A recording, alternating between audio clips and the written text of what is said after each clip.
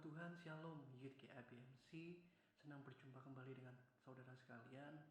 Mari dalam waktu ke depan ini kita persiapkan hati kita persiapkan diri kita untuk kita datang dalam hadirat Tuhan, memuji, menyembah, meninggikan nama Tuhan. Sama-sama satu hati kita berdoa. Bapa, kami mengucap syukur buat setiap kesempatan demi kesempatan yang Tuhan berikan. Karena kasih setia Tuhan dan anugerah-Mu yang melimpah atas setiap kehidupan kami boleh ada sebagaimana kami ada hari ini Tuhan. Kami bersyukur Tuhan, kami punya Allah yang dahsyat dan ajaib seperti Engkau Yesus. Dan kami akan memuji, menyembah, meninggikan nama-Mu Tuhan. Biarlah setiap puji, sembah, syukur kami ini boleh naik di hadapan-Mu Tuhan, menyukakan hati-Mu Tuhan. Di dalam nama Yesus kami siap memuji, menyembah.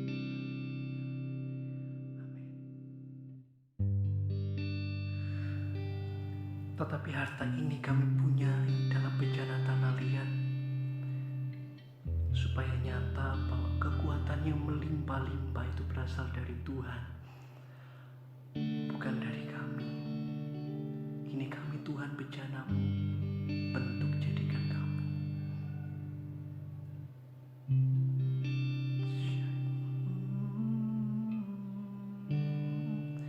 Bagai tanah liat dalam tangan-Mu, Kau jadikan bejana yang indah. Demikian aku dalam tangan-Mu, ku sungguh berharga di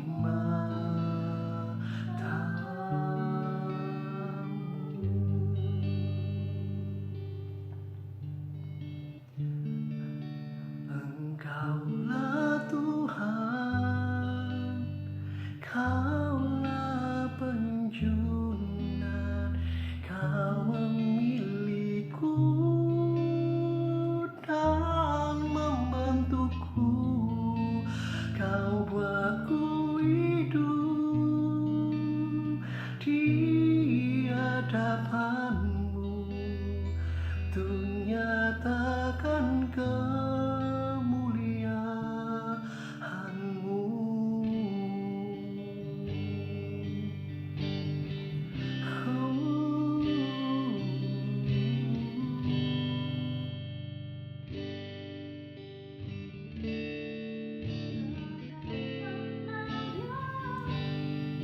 Dalam tangan-Mu Kau jadikan bejana yang indah. Demikian aku dalam tangan-Mu, ku sungguh berharga di mata-Mu.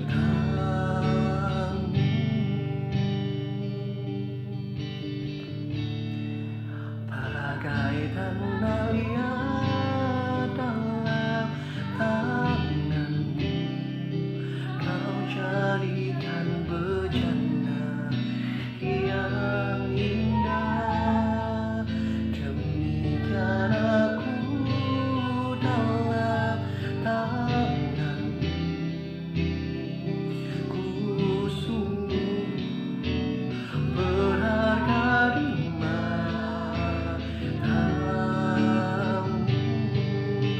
Engkaulah Tuhan, Kaulah penjunan, Kau memilihku dan membentukku, Kau buatku hidup di hadapan-Mu, untuk nyatakan kemuliaan-Mu.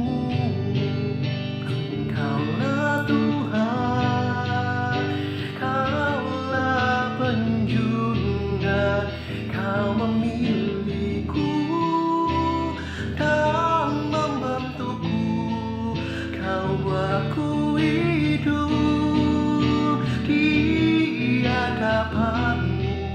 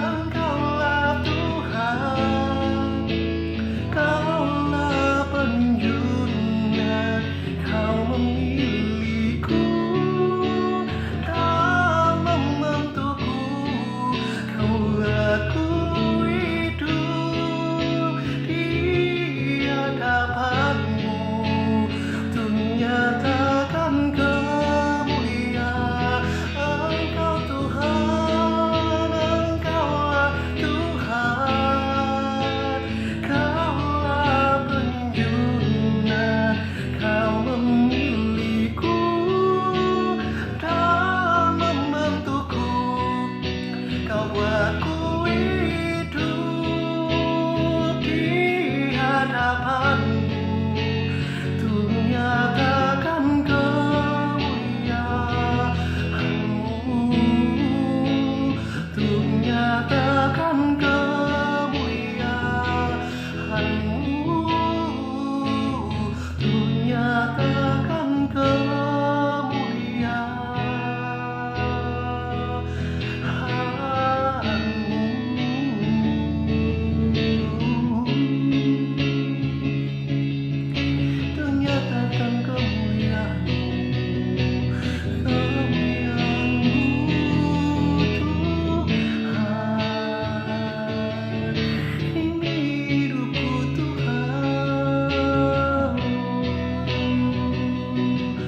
jadikan ku bentuk hidupku seperti yang Kau mau, Yesus.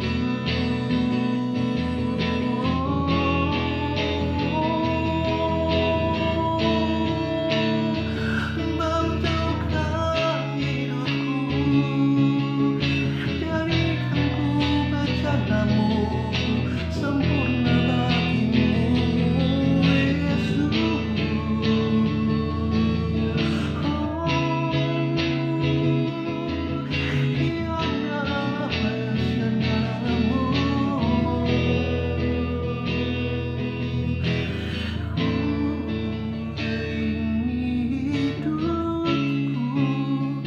Bentuk jadikan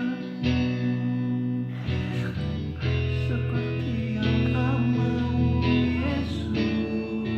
Biar setiap kehidupan kami, Tuhan, Kau bentuk, Kau jadikan, Tuhan. Engkau yang membentuk hidupku, Kau jadikanku indah, indah yang Kau mau. Terima kasih, Yesus. Ku bersyukur. Biar setiap kehidupan kami, Tuhan, menjadi bencana yang indah dan sempurna di hadapan.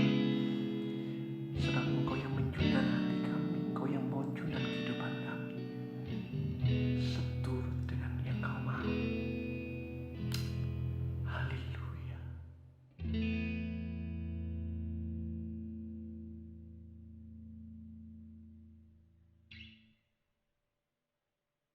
Shalom teman-teman, puji Tuhan kita bisa berkumpul hari ini di ibadah Yud. Yuk sama-sama kita satukan hati dalam doa sebelum mendengarkan firman Tuhan bersama-sama. Bapa, kami mengucap syukur Tuhan atas hari ini. Engkau memberkati kami Tuhan untuk bisa berkumpul bersama-sama mendengarkan firman-Mu. Kiranya Tuhan buka telinga kami, buka hati kami Tuhan. Kiranya firman-Mu ini jadi pedoman dalam hidup kami, lebih lagi mendewasakan hidup kami Tuhan. Lebih lagi kami ingin mengerti isi hati-Mu Tuhan. Kami ingin mengerti apa yang Tuhan mau dalam setiap hidup kami. Terima kasih Tuhan, terima kasih. Dalam nama Tuhan Yesus kami siap mendengar firman-Mu. Haleluya, amin. Ya teman-teman, hari ini kita mau belajar, di mana kita mau belajar hal dasar teman-teman. Ya, saya selalu dikasih hikmat sama Tuhan, saya selalu diingatkan sama Tuhan ketika saya ingin menyampaikan firman Tuhan di Yud.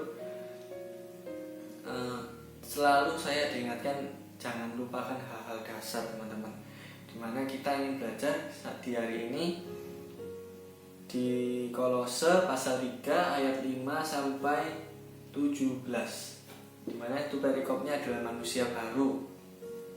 Dan sama-sama kita langsung baca aja di ayat yang kelima ya teman-teman ya. Karena itu matikanlah dalam dirimu segala sesuatu yang duniawi, yaitu percabulan, kenajisan, hawa nafsu, nafsu jahat, dan juga keserakahan yang sama dengan penyembahan berhala. Semuanya itu mendatangkan murka Allah atas orang-orang durhaka. Dahulu kamu juga melakukan hal-hal itu ketika kamu hidup di dalamnya. Tetapi sekarang buanglah semuanya ini, yaitu marah, geram, kejahatan, fitnah, dan kata-kata kotor yang keluar dari mulutmu. Jangan lagi kamu saling mendustai, karena kamu telah menanggalkan manusia lama serta kelakuannya, dan telah mengenakan manusia baru yang terus-menerus diperbarui untuk memperoleh pengetahuan yang benar menurut gambar kalibnya. Dalam hal ini tiada lagi orang Yunani atau orang Yahudi, orang bersunat atau orang tak bersunat, orang barbar atau orang Skit, budak atau orang merdeka, tetapi Kristus adalah semua dan di dalam segala sesuatu. Karena itu, sebagai orang-orang pilihan Allah yang dikuduskan dan dikasihinya, kenakanlah belas kasihan, kemurahan, kerendahan hati, kelemah lembutan, dan kesabaran. Sabarlah kamu seorang terhadap yang lain, dan ampunilah seorang yang akan yang lain. Apabila yang seorang menaruh dendam terhadap orang lain, sama seperti Tuhan telah mengampuni kamu, kamu perbuat jugalah demikian. Dan di atas semua itu kenakanlah kasih sebagai pengikat dan mempersatukan dan menyempurnakan. Hendaklah damai sejahtera Kristus memerintah dalam hatimu, karena untuk itulah kamu telah dipanggil untuk menjadi satu tubuh. Dan bersyukurlah. Hendaklah perkataan Kristus diam dengan segala kekayaannya di antara kamu, sehingga kamu dengan segala hikmat mengajar dan menegur orang akan yang lain, dan sambil menyanyikan mazmur dan puji-pujian dan nyanyian rohani, kamu mengucap syukur pada Allah di dalam hatimu. Dan segala sesuatu yang kamu lakukan dengan perkataan dan perbuatan, lakukanlah semuanya itu dalam nama Tuhan Yesus, sambil mengucap syukur oleh Dia kepada Allah Bapa kita. Ya, Paulus ini menyampaikan kepada jemaat di Kolose, di mana Paulus itu mendapat kabar kalau memang di jemaat Kolose ini terdapat kemajuan dari kerohaniannya, dan di mana Paulus itu terus selalu berdoa agar jemaat di sini, jemaat di Kolose itu tetap diberi sama Tuhan hikmat dan memiliki dasar yang kuat. Dan di sini mengingatkan kita bagaimana setelah kehidupan kita setelah dibaptis, atau mungkin setelah hidup kita diubah dari hidup yang lama menjadi hidup yang baru, dimana kita mulai serius untuk mengikuti Tuhan, dimana kita mulai serius untuk berubah. Di sini kita ingin belajar di poin yang pertama, yaitu jangan membuat hal duniawi menjadi yang terutama. Sama-sama kita baca di ayat yang ke-5, 6, dan 7. Karena itu matikanlah dalam dirimu segala sesuatu yang duniawi, yaitu percabulan, kenajisan, hawa nafsu, nafsu jahat, dan juga keserakahan yang sama dengan penyembahan berhala. Semuanya itu mendatangkan murka Allah atas orang-orang durhaka. Dahulu kamu juga melakukan hal-hal itu ketika kamu hidup di dalamnya. Teman-teman, kita mau belajar apa sih maksudnya di ayat yang ke-5 dan ayat yang ke-6 ini. Ini hal pertama yang harus kita ubah, teman-teman. Itu baik meskipun mungkin teman-teman baru mulai serius ingin mengikuti Tuhan, dan juga reminder kita yang memang sudah mengikuti Tuhan lama, tetapi mungkin kita tidak secara sengaja. Memang ya, manusia itu kadang kalau diomongi, kadang mereka nggak merasa kalau salah gitu. Memang orang salah itu sulit kalau diomongi kalau dia itu salah gitu, teman-teman. Jadi kita mau reminder lagi, apakah teman-teman masih dalam melakukan hal-hal ini, yaitu percabulan, mungkin pornografi, atau mungkin kenajisan. Itu sama-sama teman-teman. Mungkin lalu hawa nafsu bukan pornografi saja, mungkin hawa nafsu dalam kita sering mungkin bermain games, mungkin itu candu pun. Lalu mungkin kita terlalu berfokus pada pekerjaan kita ingin memiliki keinginan punya uang banyak mungkin. Lalu ada nafsu jahat, itu salah satunya keserakahan. Kita saking giatnya bekerja, kita sampai lupa, kita malah nggak beribadah, kita malah sibuk kerja teman-teman, atau kita malah meninggalkan pertemuan-pertemuan ibadah, di mana kita itu harus memprioritaskan Tuhan terlebih dahulu. Dan kemudian mungkin masalah ini pornografi atau mungkin bermain games, ya itu memang apalagi saat ini ya teman-teman, pas saat COVID-19 ini kita hanya dipersempit kegiatan kita. Ini yang ada yang jujur teman-teman ya, pasti ada, mungkin kalian di rumah mungkin nganggur, pasti mainan handphone, mainan laptop gitu teman-teman, atau mungkin sering nonton TV pastinya. Nggak mungkin kalau WFH di rumah, nggak mungkin kerja pasti sampai buka TV. Itu memang ya itu ada, mungkin nggak tahu kalau teman-teman mungkin kayak gitu. Memang hanya kehidupan secara pribadi kita itu hanya di rumah gitu. Kalau di luar kita nggak mungkin loh, nggak ada yang tahu kalau apa yang kita lakukan di dalam rumah sendirian gitu teman-teman. Dan itu bahaya teman-teman. Bagaimana cara kita menghilangkannya? Ya fungsinya adanya ibadah online ini supaya kita tetap bisa mengisi hati kita dengan firman Tuhan. Kita bisa mengisi hati kita, jangan sampai hati kita ini kosong gitu. Jangan sampai kita sampai lupa kalau memang Roh Kudusnya dalam diri kita gitu loh. Jangan sampai kita malah menutup diri untuk tidak mengikuti ibadah tuh. Mungkin teman-teman kalau keasikan main game lalu kalian lupa ikut komsel gitu teman-teman. Dan komsel, dimana komsel itu supaya kita bisa bertemu gitu, kita bisa sharing sama-sama, kita bisa saling menguatkan, kita bisa belajar firman Tuhan, kita nggak sampai lupa gitu. Jadi fungsinya ibadah online sekarang ini, baik di komsel atau mungkin di grup WhatsApp, mungkin kita berbagi sharing firman Tuhan, itu fungsinya kita bisa menghilangkan hal-hal negatif yang bisa kita lakukan selama kita di rumah ini. Kita bisa menghilangkan. Bukan berarti kita, ya sebagai catatan, bukan berarti kita nggak boleh bermain game gitu teman-teman, bukan berarti kita nggak boleh kerja, tetapi kita bisa memprioritaskan mana yang diutamakan. Jadi diutamakan ya Tuhan dulu gitu teman-teman. Aduh, ada ibadah, kita ibadah itu teman-teman. Jangan sampai kita lupa untuk ibadah, akhirnya lama-lama manusia malah malas beribadah pastinya. Jujur saya pernah sebelum waktu masih saya awal-awal ikut ke gereja, ya pasti memang lama-lama pertama enggak ikut ke gereja, kadang bolos, lama-lama pasti males. Pasti itu memang sifatnya manusia seperti itu gitu teman-teman. Oleh sebab itu ya kita sama-sama terus bisa memprioritaskan Tuhan terlebih dahulu teman-teman. Yang kedua, kita ingin belajar yaitu memiliki perilaku seperti Kristus, di mana di ayat yang ke-8, 9, 10, yuk sama-sama kita baca. Tetapi sekarang buanglah semuanya ini, yaitu marah, geram, kejahatan, fitnah, dan kata-kata kotor yang keluar dari mulutmu.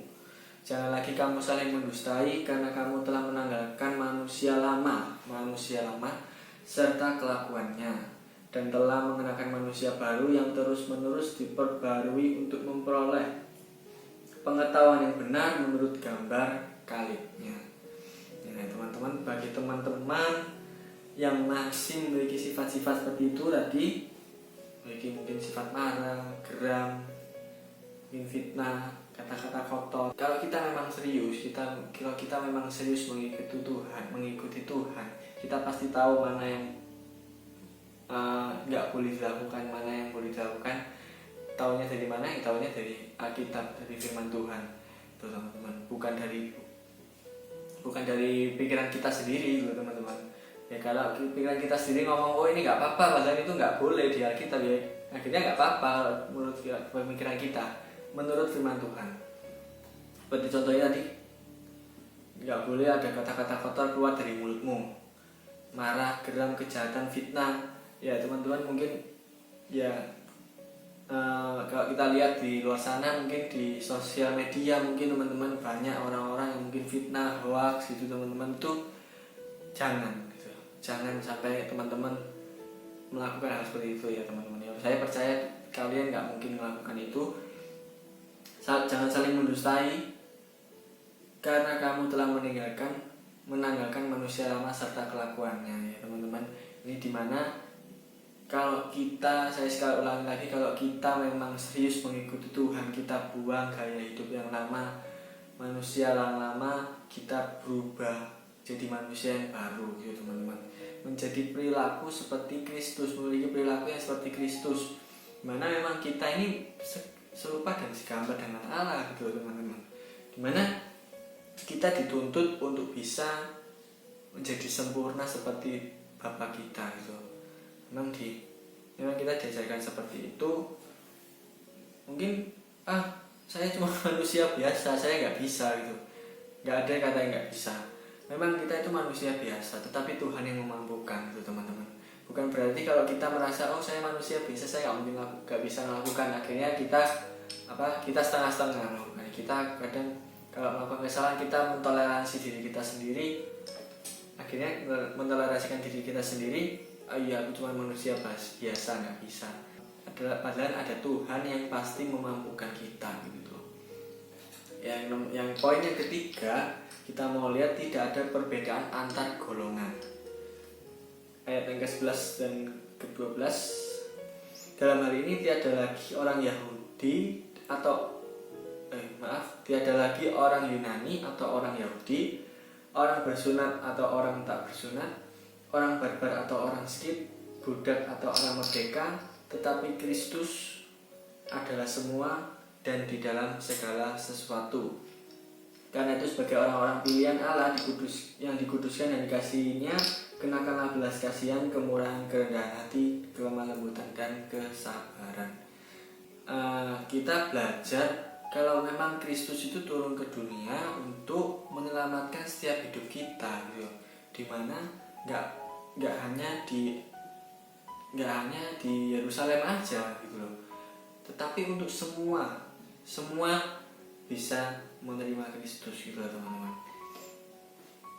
Oleh sebab itu memang dikatakan di sana tiada lagi orang Yunani atau orang Yahudi. Yang memang orang bersunat itu menjadi seperti memiliki suatu perjanjian dengan Tuhan, memiliki ikatan kalau gitu teman-teman. Kalau kalian baca di perjanjian lama, waktu Musa mengeluarkan bangsa Israel dari Mesir, dan kemudian orang barbar atau orang skit, budak atau orang merdeka, semua, tetapi Kristus adalah semua dan di dalam segala sesuatu gitu teman-teman. Jadi saya nangkep ini, kemungkinan ada beberapa, ya kita nggak tahu, mungkin di luar sana ada, kita terlalu pilih-pilih, kita terlalu menggolong-golongkan diri kita. Padahal kita sama-sama orang Kristen, mungkin orang Kristen di desa, mungkin orang Kristen di kota, mungkin orang Kristen di pelosok, atau mungkin orang Kristen yang mungkin dari awalnya memang berkekurangan, mungkin cacat atau disabilitas gitu. Bukan berarti kita harus menjauhi mereka gitu teman-teman. Yang itu dikatakan, karena itu sebagai orang-orang pilihan Allah yang dikuduskan dan dikasihinya, kenakanlah belas kasihan, kemurahan, kerendahan hati, kelemah lembutan dan kesabaran. Dan pastinya di sini ada, kan di ayat 11 ini dijelaskan adanya antara perbedaan dari bangsa lain, mungkin ada dari adat istiadat yang lain, atau mungkin dari kalangan orang yang kaya atau budak. Itu menjelaskan kita ini semua sama gitu teman-teman. Dan kiranya kita harus saling mengasihi digunakan belas kasihan, kemurahan, kerendahan hati. Nggak boleh sombong gitu teman-teman. Dan jangan memandang orang lebih rendah. Kita harus membantu, kita harus mengasihi, kita harus mengasihi dia dengan kelemah lembutan, kesabaran gitu. Itu namanya saling mengasihi sesama. Ya. Kemudian ayat yang keempat, selalu melandasi dengan kasih. Ya, ini selalu melandasi dengan kasih. Sabarlah kamu seorang terhadap yang lain, dan ampunilah seorang yang akan yang lain apabila yang seorang menaruh dendam terhadap yang lain. Sama seperti Tuhan telah mengampuni kamu, kamu berbuat jugalah demikian. Dan di atas semuanya itu kenakanlah kasih sebagai pengikat yang mempersatukan dan menyempurnakan. Ini jika kita ini dia untuk kita reminder, mungkin kalau kita yang sudah ikut Tuhan, mungkin kita sering emosian, mungkin kita mungkin pernah dendam. Ya, yuk sama-sama kita hilangkan gitu teman-teman. Jangan sampai kita tetap memiliki dendam atau mungkin kita marah sama orang itu. Sama-sama kita ampuni. Gitu. Sama seperti Tuhan telah mengampuni kita gitu. Dan ayat yang ke-14, di atas semua itu kenakanlah kasih sebagai pengikat dan mempersatukan dan menyempurnakan. Ayat 14 ini ditekankan menggunakan kasih supaya kita bisa meredakan dendam di dalam hati kita. Kita rela untuk melepaskan dendam di dalam hati kita gitu loh. Dengan kasih itu akhirnya tertutup gitu. Kasih yang di ayat yang ke-14 ini bukan hanya untuk di ayat yang ke-13 teman-teman, tetapi juga untuk yang tadi di atasnya. Mungkin kita yang di poin yang ketiga tadi tidak ada perbedaan antar golongan. Kita bisa menggunakan kasih, kita melandasi apa yang kita lakukan dengan kasih untuk mengasihi orang lain, untuk membantu orang lain. Supaya kalau kita nggak melandasi dengan kasih, pasti tentunya kita memiliki perasaan yang tidak ikhlas. Mungkin kita memiliki perasaan yang nggak rela, nggak sepenuh hati gitu. Justru kita landasi dengan kasih supaya bisa 100%, dan itu karena dikatakan di sana kenakanlah kasih sebagai pengikat, mempersatukan dan menyempurnakan. Kemudian yang poin yang kelima, selalu mengisi hati kita dengan Tuhan. Ayat yang ke-16, hendaklah perkataan Kristus diam dengan segala kekayaan di antara kamu, sehingga kamu dengan segala hikmat mengajar dan menegur seorang yang lain, dan mengambil menyanyikan mazmur sambil menyanyikan mazmur dan puji-pujian dan nyanyian rohani. Kamu mengucap syukur pada Allah di dalam hatimu. Dan segala sesuatu yang kamu lakukan dengan perkataan atau perbuatan, lakukanlah semuanya itu dalam nama Tuhan Yesus sambil mengucap syukur oleh Dia kepada Allah Bapa kita. Dan di sini mengajarkan kita untuk membiasakan diri mengisi hal-hal dalam hidup kita dengan Roh Kudus, di mana kita membuka hati kita membiasakan diri untuk mendengarkan firman Tuhan, kita bisa membiasakan diri membaca firman Tuhan, membiasakan diri untuk menyembah Tuhan. Ya, ini gaya hidup baru itu teman-teman, gaya hidup di mana kita melekatkan diri pada Tuhan. Ya, seperti saya mungkin pernah setiap kadang di jalan gitu teman-teman, di jalan saya bernyanyi gitu, saya memuji Tuhan. Dan itu pun karena saya pernah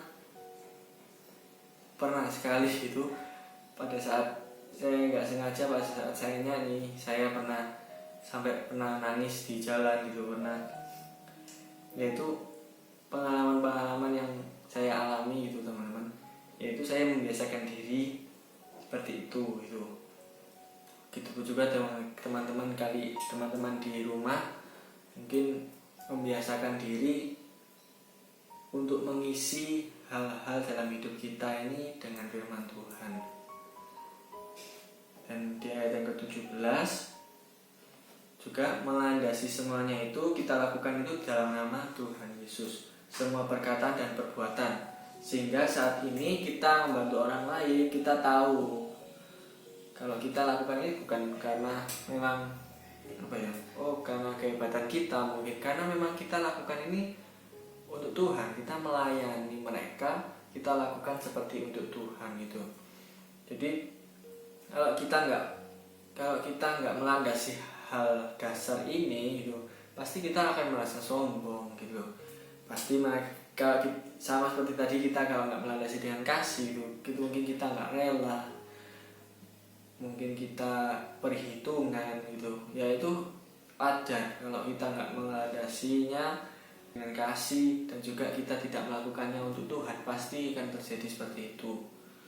Dan dimana kita tahu pasti kalau kita melakukan hal yang tadi, di yang pertama jangan membuat hal duniawi jadi terutama dalam hidup kita, kemudian perilaku kita harus seperti Kristus, tidak ada perbedaan antar golongan, dan kemudian selalu melandasi dengan kasih, kemudian selalu mengisi hati kita dengan Tuhan ya teman-teman ya. Dimana kalau kita memang ingin menjadi manusia yang baru gitu teman-teman, kita ingin berubah dari gaya hidup yang lama, kita mau mengikuti poin-poin yang tadi di atas tadi, dimana memang tujuan kita itu untuk menjadi alatnya Tuhan, menjadi saksinya Tuhan, dimana jika kita memiliki hal dasar yang kuat, dimana kita memiliki perilaku seperti Kristus, kita menebarkan kasih Tuhan kepada setiap orang di sekeliling kita, dan tentunya pasti orang-orang akan merasakan kasihnya Tuhan melalui diri kita gitu. Dan mungkin teman-teman mungkin ada yang protes, oh saya pelayanan gitu, saya pelayanan di gereja, dan di gereja-gereja gitu, mungkin saya pelayanan di gereja-gereja, saya menyembah Tuhan kok, saya membaca Alkitab kok, saya nggak aneh-aneh. Tetapi pada saat di luar sana mungkin kalian sama teman kalian, mungkin kalian secara tidak sengaja, mungkin kalian memang teman kalian ikut ngomong kotor, kalian ngomong kotor. Ketika kalian ngomong hal-hal yang nggak benar, kalian ikut ngomong hal benar, itu sama aja ya teman-teman. Kalian nggak bisa mencerminkan karakter Kristus dalam hidup kalian untuk teman-teman kalian gitu loh. Nah, kalau kalian merasa kayak gitu, nggak cuek gitu, nggak peduli, ya itu namanya kalian egois ya teman. Kalian hanya itu hal yang kalian lakukan selama ini itu sia-sia gitu teman. Memang kita dituntut sama Tuhan untuk memiliki buah, dimana buah itu harus berdampak buat orang lain gitu. Kita hanya bertumbuh tapi nggak berbuah. Bertumbuhnya seperti apa yang tadi kita baca Alkitab, kita mengikuti ibadah, kita melayani Tuhan, tetapi perilaku kita kok nggak sesuai, ya itu sama aja kosong gitu. Sama aja nggak ada hasilnya. Ya, sama-sama kita jalani hidup kita layaknya seperti anak-anak Tuhan, dimana menjadi alatnya yang menyebarkan kasihnya Tuhan melalui setiap hidup kita masing-masing. Yuk sama-sama kita satukan hati dalam doa. Bapa, kami mengucap syukur Tuhan atas hari ini Tuhan, atas firman-Mu yang Kau sampaikan dalam hidup kami. Kiranya firman ini menjadi pedoman Tuhan, menjadi selalu pengingat bagi setiap kami untuk selalu mengingat hal-hal dasar ini Tuhan. Terima kasih Tuhan, terima kasih atas firman-Mu yang telah mengingatkan kami setiap masing-masing di rumah. Kiranya Tuhan memberkati kami untuk bisa berkumpul lagi bersama-sama di minggu depan, untuk beribadah yud bersama-sama Tuhan, mendengarkan firman-Mu kembali. Terima kasih Tuhan, terima kasih. Hanya dalam nama Tuhan Yesus. Haleluya. Amin. Puji Tuhan teman-teman, kita bisa selesaikan hari ini ibadah yud. Jangan lupa minggu depan kita ketemu lagi di ibadah yud hari Minggu jam 4 sore di YouTube channel. Kemudian di hari Sabtunya kita kumpul lagi di Komsel. Teman-teman bisa bergabung di Komsel dengan aplikasi Zoom teman-teman. Kita berbicara tentang tema Invisible Church jam 7 malam. Nah, kalau ada teman-teman pertanyaan mungkin bisa tanya di Instagram, DM, atau mungkin kontak di sana untuk seputar ibadah Youth GAP Miracle Center.